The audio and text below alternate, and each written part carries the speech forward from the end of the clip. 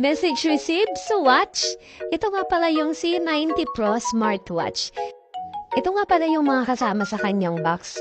Kaya meron tayong strap, dalawa, saka itong magnetic charger niya.